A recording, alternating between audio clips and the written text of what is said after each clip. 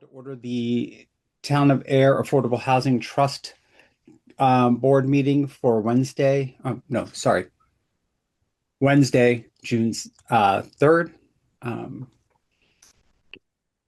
and our first order of business would be to approve the agenda. Any changes or edits? I just stuck the link in the chat too, if anyone wants to click into what's on the website. Much. I make a motion that we approve the minutes for February 26, 2026. I second it. Oh, we have to first do the agenda. Approve the agenda. Oh, I meant agenda. I meant to approve the agenda. I'm sorry. Oh, that's what I heard. Sorry, I my second that we apologies. approve the agenda. All right. Jonathan, how do you vote? Aye. Cindy, how do you vote? Aye. Pat, how do you vote? Aye. And the chair says aye. All right, now we can do the minutes. I make a motion to approve the February 26, 2026 Affordable Housing Trust board minutes. Second. All right. Jonathan, how do you vote? Aye. Cindy, how do you vote? Aye. Pat, how do you vote? Aye. All right. Both are approved. The chair says aye. All right. So with those two things out of the way, we'll go ahead and turn it over to you, Katie. Great, thank you. I've been fortunate enough to meet most of you at this point. I was just saying to Pat, I have to find my way over for an introductory chat. But just to recap, I'm just wrapped up, I guess, my second month with the town, or it'll be 2 months on Saturday, if you want to call the 6th my anniversary. I come from the nonprofit world, so I was running Acton Boxborough Community Compass before being here. So we connected folks to resources, opened a community resource center.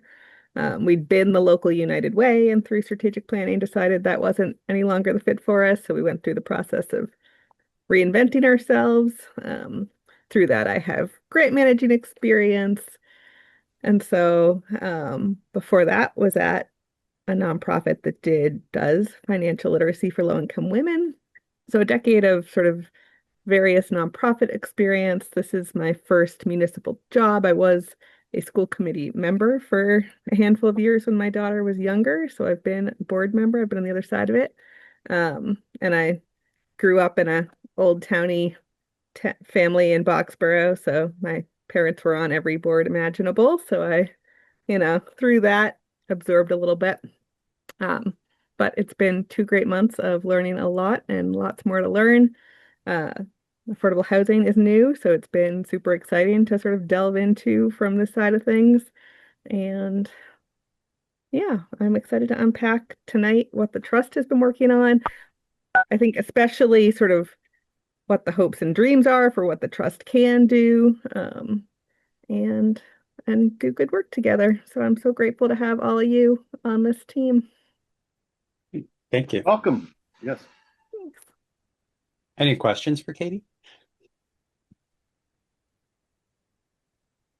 All right. Well, thank you for that.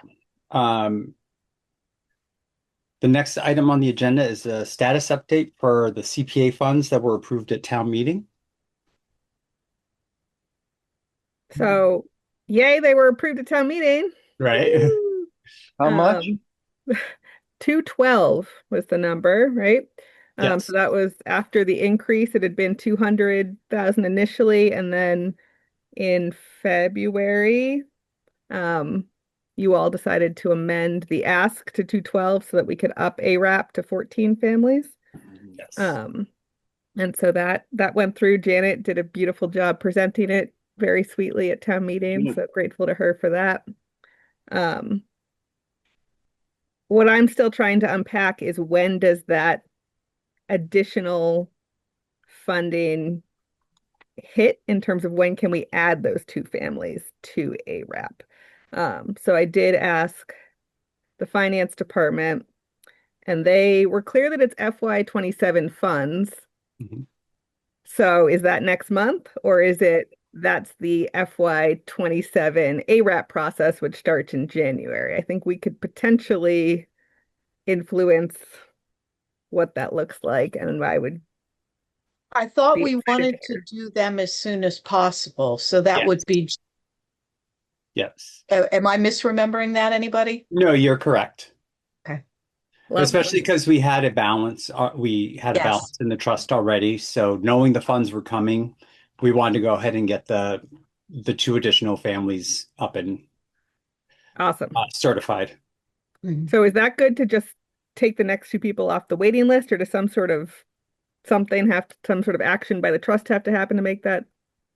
No, we've already approved it, so you can go move ahead with them. Love it. Mhm. Exciting. We get to make a couple people's year. So that's Yeah. delightful. Thank you all. Which also, I guess, part of the same under the same heading in the agenda is what is the trust balance? Yeah. So I am not yet on the bank account. They're working on it. Okay.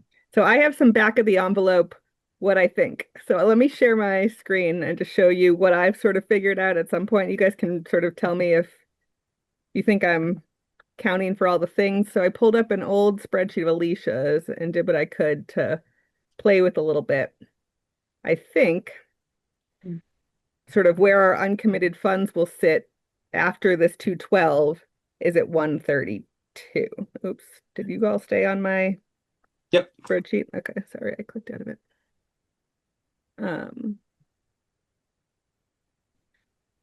so again, I need to get in the bank account so that I can reality check all of this, but updating what Alicia had done, pulling in the deposits from the CPC, right? So added the coming one, and then the liabilities and commitments. And to this, I added the money coming out for Devon's Crest, which just is 170 correct for the trust contribution.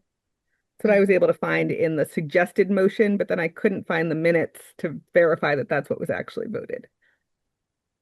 Yes, I believe that's correct. Perfect. And then this is that 14 families. And so that's winds up being a total committed funds of 572 to date. I wasn't yet sure what this audit figure that was plugged in for 6 grand. Was there That an audit is to completed? get us audited. That's to Yeah. pay for auditing. It's really expensive. Yeah. Sure. Has it happened yet? I guess is my question. Oh, gosh. I All think right. we had one, Okay. and we're Yeah, I supposed to think we're do. due for another one. Yeah. All right. So would that be additional money we need to sort of block out as, or does this cover? I will learn more and come back with a better number, especially once I'm in the bank account. So I'm sorry I don't have clarity on this quite yet. But but I think we're looking at about $130,000 in Okay. not yet committed money.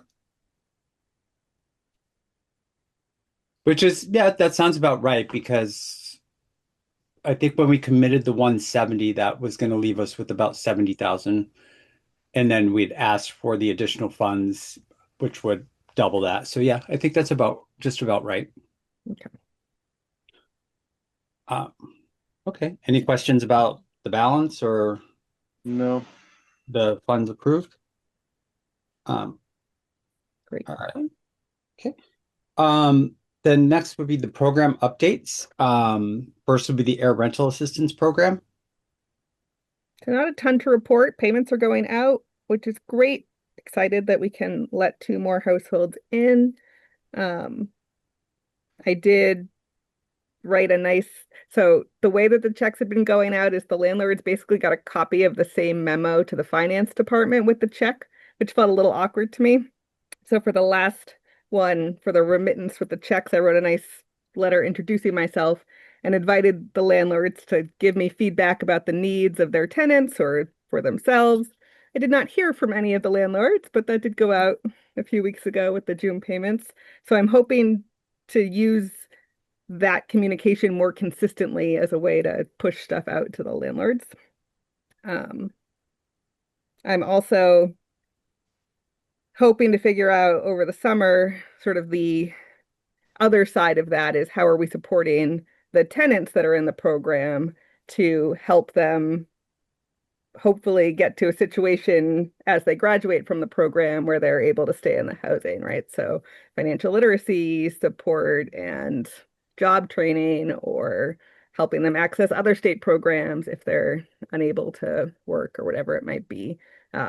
So one of my projects over the summer, and I'd welcome anyone's help, but is to sort of figure out what feels most helpful and then reaching out to connect and help people that way.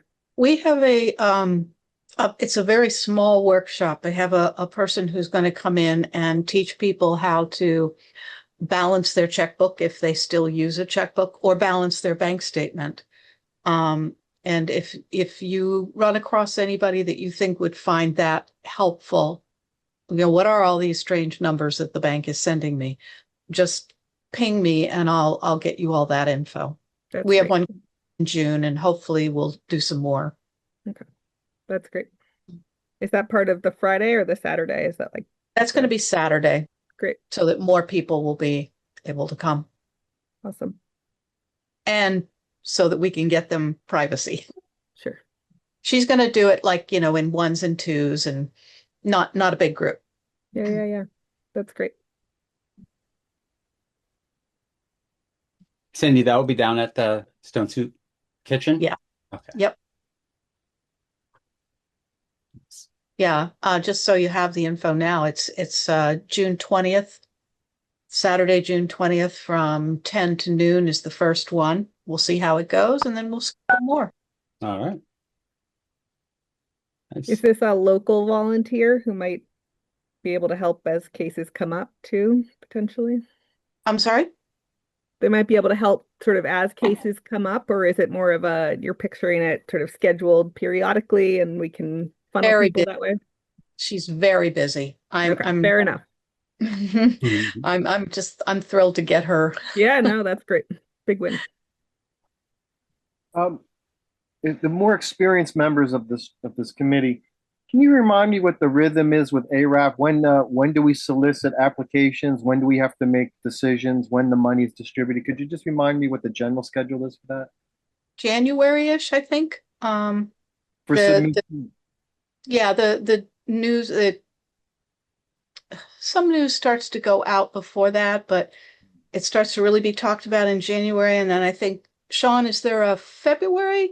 I think it was, I think February was what they were looking for everything to be in, but we've also stayed pretty flexible with, Rolling. yeah, basically rolling. But ideally it would be January, with that it starts to be advertised, with stuff submitted in February. So then Alicia was able to get everything finalized in March, and then have checks starting to go out in April for a new. And that way we could start our next process of going to CPC and, for the next go round. But I think during the course of the year, occasionally people drop out, and we don't wait. If we have somebody on the list, we just plug them in, which makes it really complicated, but right. I understand that especially this year, there are a number of people who are likely to qualify for Section 8 at some point during this process. And at that point, they'll drop off of our program. We'll be able to let someone else on from the waiting list. So it'd be amazing. Yes. And I think also we as a committee tend to look at it in like November, funding limits, percentages, things like that, so that we're ready with the right information for the And one other thing I'll call out out from the minutes is that there was a question this time around as to how assets qualified or disqualified folks, and you guys tabled that discussion for this round. Yeah. So at some point we have to sort of step back and figure out the answer to that. Yeah.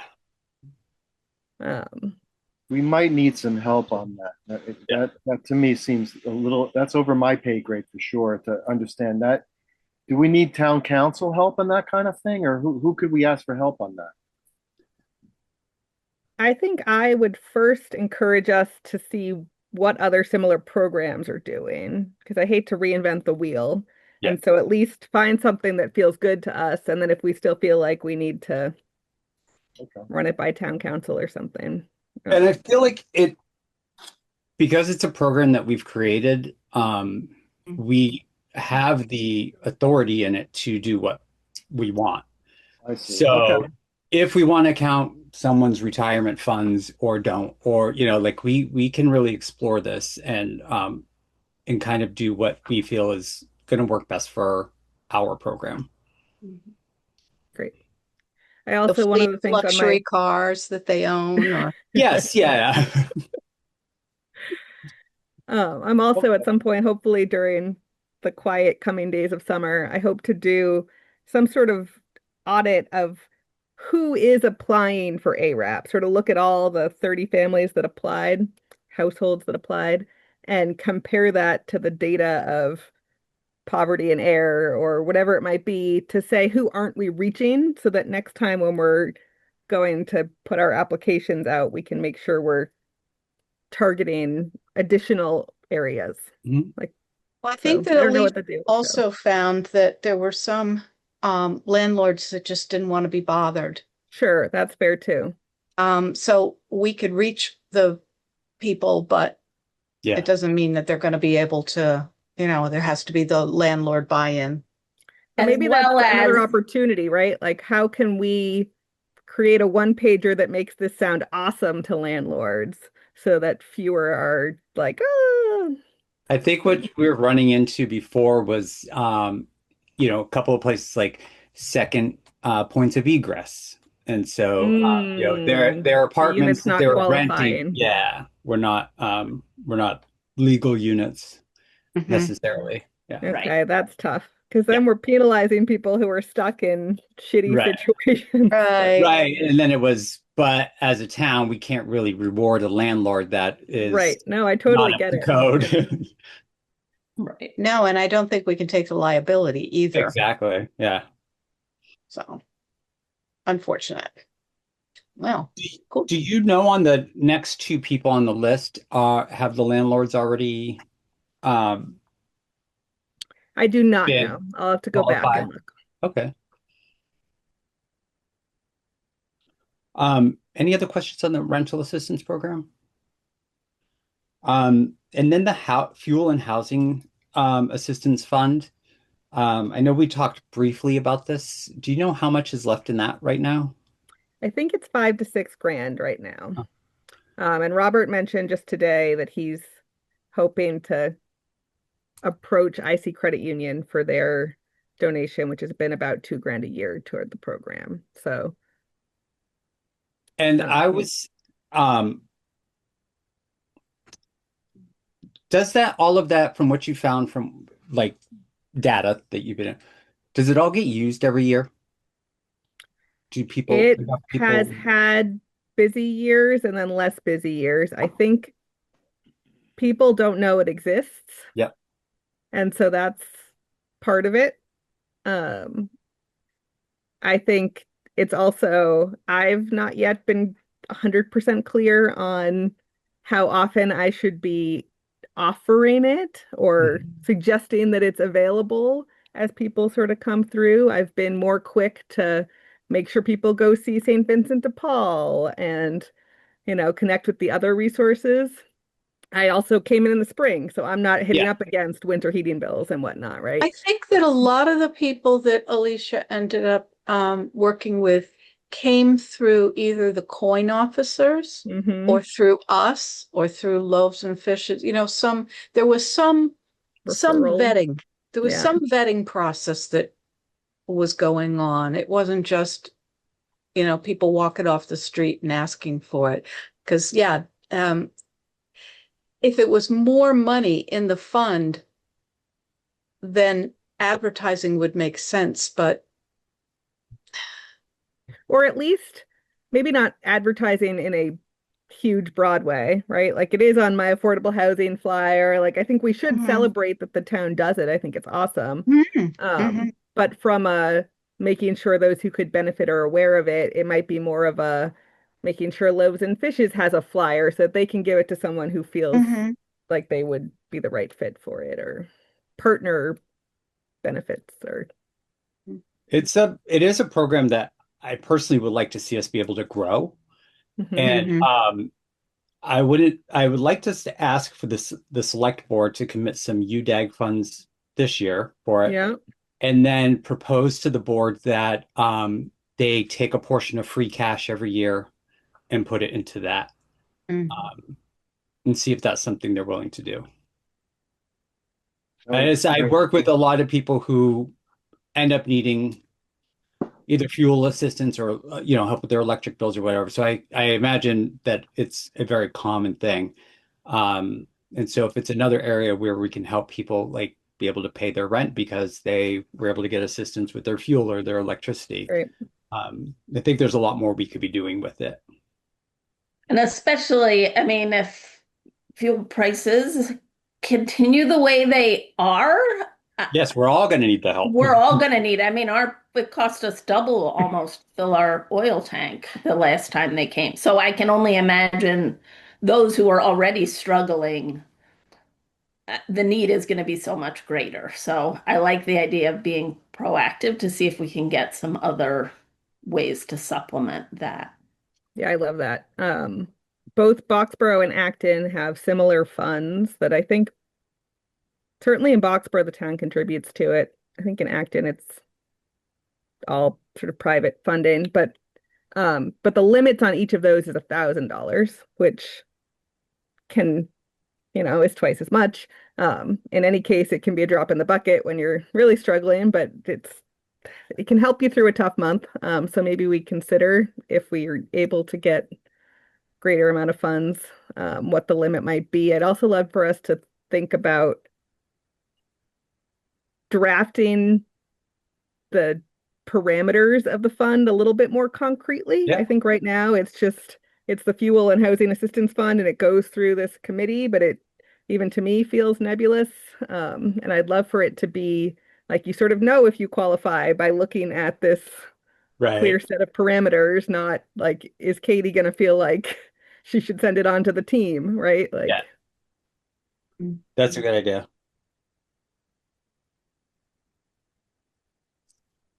Yeah, I think asking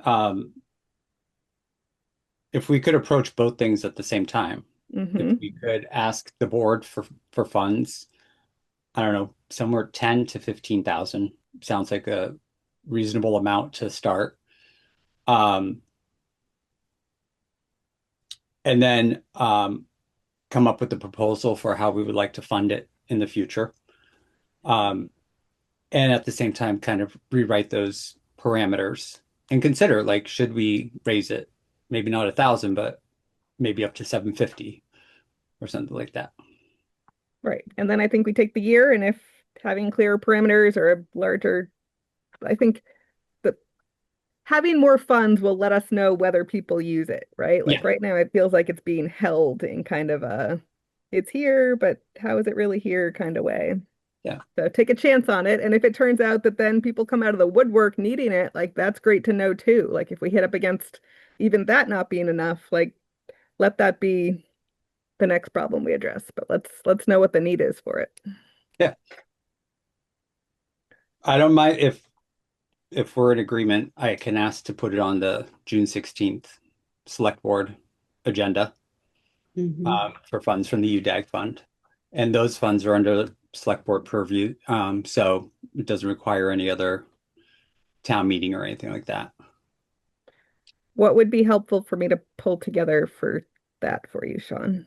I think maybe just some information about what the fund is, Okay, um, what the purpose is, how much we're giving, just and historical data on who's yeah, accessing it or how many people are accessing it. sure.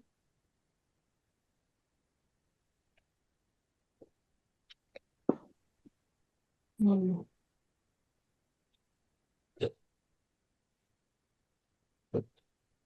Does that sound like a good idea to people? Mhm. Okay. Mm. All right. Any other questions on that fund or? All right. Then the next section would be updates on Air Commons and Devon's Crest. So CPC money for both was somehow moved forward last night, right? Yes. Yeah, we approved both. So that's great. I think it was $400,000 for each, if I remember correctly. that sounds right for the CPC contribution of it. Yeah. Um, so Air Commons still looking like breaking ground next spring. The couple things they're waiting on right now, because they got $4 million in HUD money, an environmental review is required, and so there's a few steps that need to happen. The town might need to play a role in that, so waiting for sort of an official ask from NOAA as to what that looks like. And then the planning board is waiting for NOAA to officially submit the modifications that they presented sort of internally last month. So they've done things like they eliminated the separate building for the community center, and it's now part of the bigger lodge. Took out the dog park, just a few sort of modifications as they've progressed in their planning. And so that needs to get more officially submitted to planning, and then they need to figure out, does it require a new hearing, or is it enough to just sort of present it as an update since it's sort of a smaller footprint and small changes. But it all seems to continue to progress, so that's exciting. Seems like a great team behind that, the few interactions I've had with them, so that's really great. And then Devon's Crest, we're trying to figure out, based on what other towns have done, how we're giving the money from the trust and the CPC so that it will work in the way that it was intended based on the vote. So we're going sort of loop-de-loop with the lawyers there, but we're going to figure it out, and that will be great. Last we heard, they were done renovations on all except 36 units. I think that was a few weeks ago, so hopefully that's continuing to progress. That's important because especially for the units that are then state voucher eligible, they require that the units be renovated before they're then able to access that program. So continuing to move forward and all that is important. And yeah, I don't have much more of an update with either of those at the moment, but all good things. It's been exciting to learn about both of those projects. They're such tremendous things that the town supported. So kudos to you all. All right. So funny, these projects, they seem like they're so far away, but then they happen and they're there. So very excited to see when the NOAA project is done. Yeah. Yeah, that's going to be great. Yeah. And I'm excited that Devon's Crest has moved along Yes. as much as it has. Yep.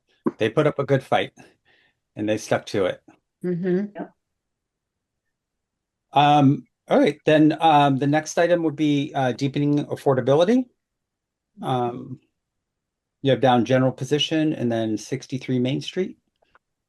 So I'm gonna get on my high horse for a minute. I've gone on a bit of a tirade the last week and a half since I have been digging into sort of what affordable means versus sort of I'll step back. All right, so HUD came out with their new numbers for 2026.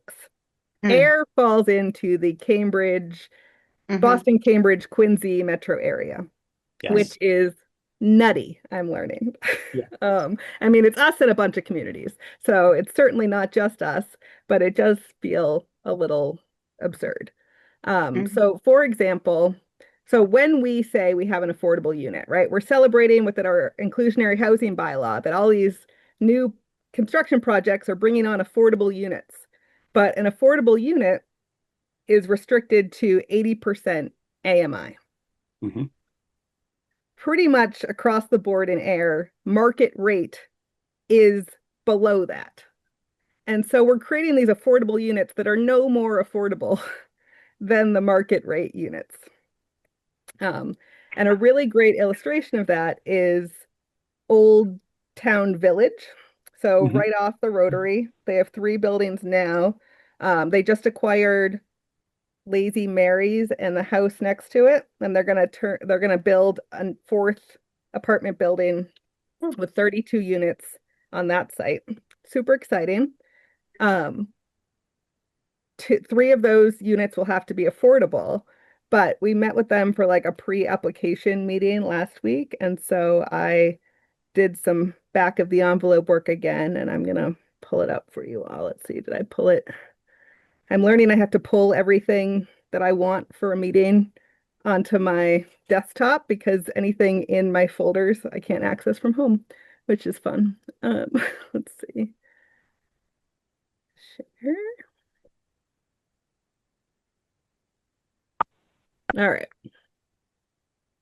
Did you all come to my Word document? Yeah. Yes. Oh, there we go. All right. You can ignore all the verbiage that I put in to sort of make it nice, but let me see. Can I zoom in with the C bar? Here we go. All right. So the 80% cap on a one bedroom at 80% AMI, which for one person is $96,000, is $2,400. But the Old Town Village units, one bedroom units right now, don't exceed $2,100. Right. Wow. Right? And so here we are in a world where we're excited to celebrate all our affordable units, but they're no more affordable. And so I would love to see what we can do, one, from a zoning perspective. Like I'm chatting with Danny already about how can we change it so that the inclusionary housing bylaw makes it so you have to build 60% AMI units. So we'll get there. But in the meantime, we have a bunch of units coming online. So let me pull up my other current project overview. Did you switch to a different Word document with me? No. Not yet. No, I think you have to close and then Yeah. reopen. All right. So this is, oh, it's my older version. It's my April version, but that's okay. It shows you the different units we have or different projects we have coming up. So 63 Main Street is going to be 11 apartments with mixed use. So some nice commercial something downstairs. And the affordable unit will be downstairs too because there's no elevator in this particular building, which is frustrating, but that's what it is. Hey, Katie, Yeah, the latest I heard on this is that the applicant who got the approval has put the entire project on the market. that's 3-5 Park Street. Oh, I'm sorry. Okay, I thought it was this one. Yeah, All right. so very similar. That one's 12 apartments. Oh, okay. Also I'm mixed sorry. use My and apologies. right around the corner. So that one, yes, they put on the market so that they can focus on their West Main Street property. So that will also be one affordable unit. The old fire station will have an affordable unit on it. 20 Groton Harvard Road, we just learned it's not going to do a payment in lieu, so that will also be an affordable unit. Lincoln Hills got its affordable units. Stratton Hill. And so it's so exciting that the inclusionary housing bylaw is working, but will any of these actually be more affordable than the market rate? Right. Then we've got Air Commons. So you can see the update to Air Commons while we're in here, but there used to be a little community house over here, and now that's incorporated into here.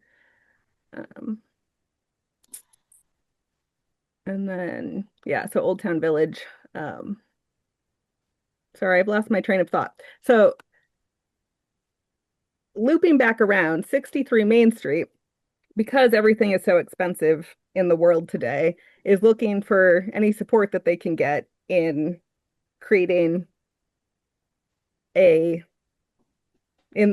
their building. Danny and I met with them, and they'd initially been talking about potentially doing veterans housing. That's gone a little bit by the wayside. I did look into it, and they can do a veterans preference on the affordable unit, where it then for the first 90 days that the lottery is available or the posting is up, it can go be a preference to veterans. So that could still be an option for them if they want. But they were interested in what it would look like for us to buy down the affordability of a unit. And as I understand it, it's not something that the trust has actually done yet for a single one-off unit. Other trusts certainly have. So there's things we can look at sort of across the state.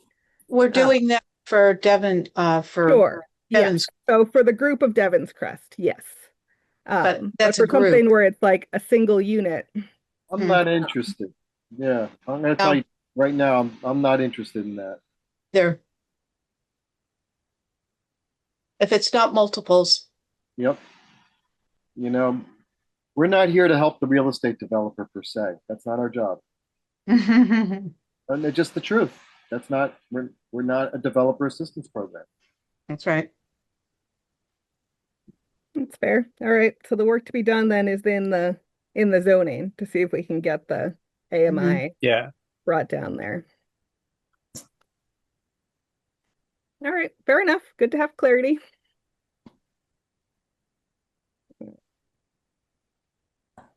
So while we're playing out sort of that reality, or that trying to gather a general position, is there like a threshold at which it should come back to this trust? Like what size of development would perhaps the trust be interested in thinking about contributing to the It would depend for me on whether or not we could get some bylaw changes and how many affordable units we could get. That would make a difference in how I would feel about the size.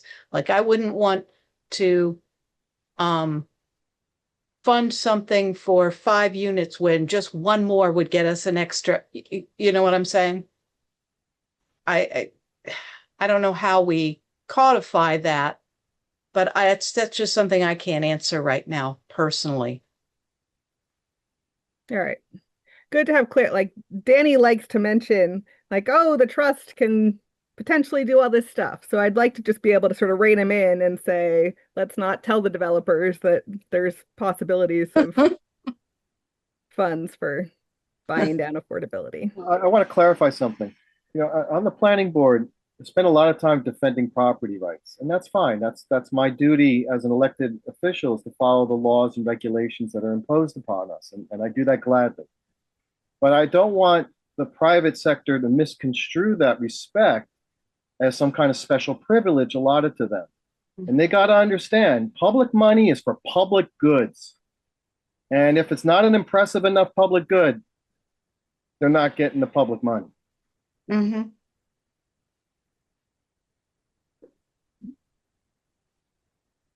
Devon's Crest was a very unique situation. Mm-hmm. And we all a lot of people, I was the least of it, many people put in countless hours of work to develop a very complex compromise. And I think they deserve all kinds of applause. I think it was great. But I don't think that expectation should be floated to the private sector moving forward as standard practice for the town. Oh, no, we sure don't want people coming in and buying up properties and then kind of dangling them there and saying, hey, you want to buy them back from me? No. Or you want to help subsidize this, you want to do this. It's like, No. no, don't play that game. No. No, it's got to be something that hits the spot for what we're interested in. Yeah. I wish I could tell you exactly what that is, Katie, but without knowing what we can get done in terms of bylaws and stuff, I can't. Yeah. I think that's definitely the first approach is how we can get work on the bylaws. Because yes, even what technically is affordable by Cambridge standards is not affordable by Ayer standards at all. Not at all. But I don't think there's really anything we can do about that, is there? Well, we can't take ourselves out of that equation. All we could do Right. is make the bylaws say that it has to be, at 60% versus the Oh, 80%. as you're saying, that's good. That's good. Thank you. There's no way we could petition to have Ayer's AMI calculation from to a more westerly area. There's no way that Right, can like move. literally any other Right. group in the state. No, would be we're cheaper, Middlesex right? County, and that's that's how it's brutal. done, is by the county.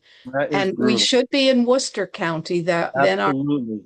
it would Although be. there's also better. the Leominster-Fitchburg HUD area, which I feel like we could Yeah. reasonably say that That we're makes part a lot of. of sense because Mhm. yes, I think a lot of our workforce comes from the Leominster Fitchburg Well, I mean, area. if somebody wants to petition the state. Except it's the federal, right? It's coming from HUD. It's not even the Oh, state. yeah, you're So, right. You're right. Yeah, forget that. No, we can't do anything for another 3 years at least. Yeah. Okay.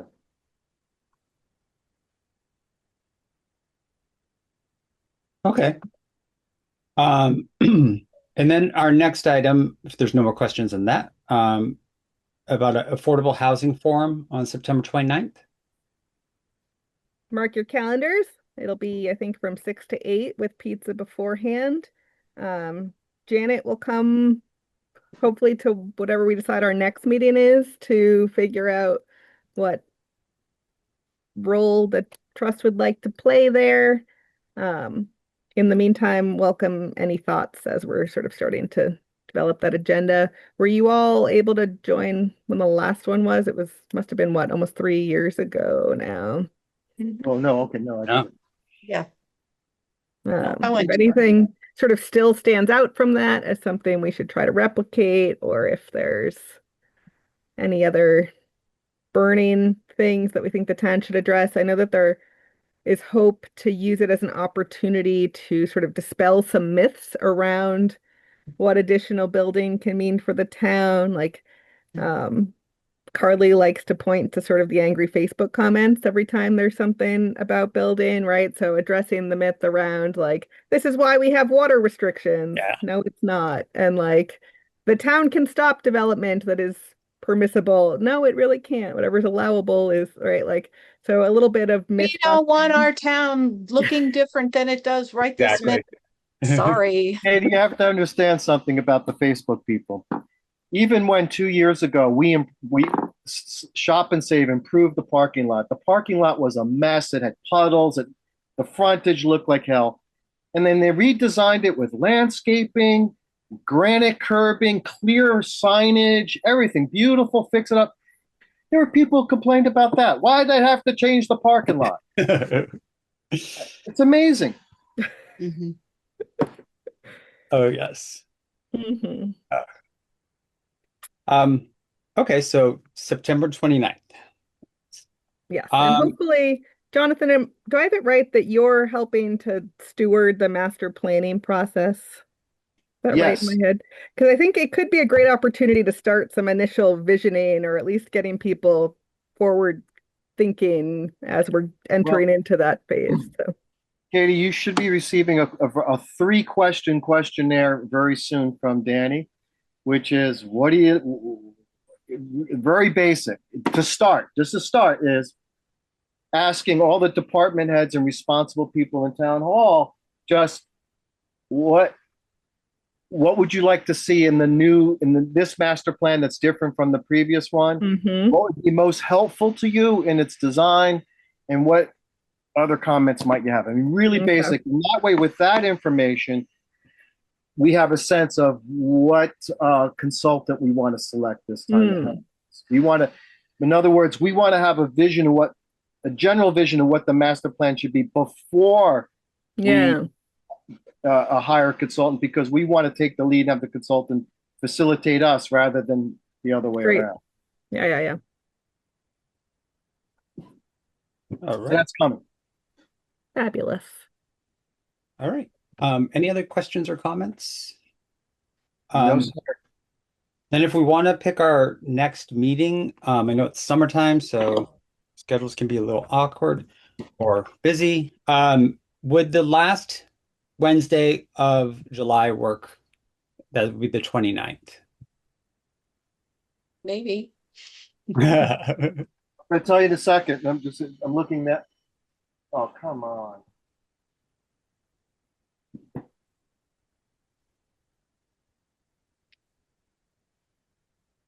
It should work Okay. for me. Any chance we could meet at 6 again? I already have you on the calendar for the 29th. Okay, yeah. 29th of July? All right. I already have it. Yep. I don't Okay. know why. Maybe I read your mind, Sean. Yeah. And if 6 o'clock works for everybody, that works for me. Perfect. And I'll try to get Janet to come to that one to flesh out a bit more about the forum. Okay. Great. Perfect. Sounds good. Then that's the last item. I'll take a motion to adjourn. So moved. Seconded. All those in favor? Or Jonathan, how do you vote? Aye. Cindy, how do you vote? Aye. Pauline, how do you vote? Aye. Pat, how do you vote? Aye. The chair says aye. All right, we're adjourned. Thank you, everybody.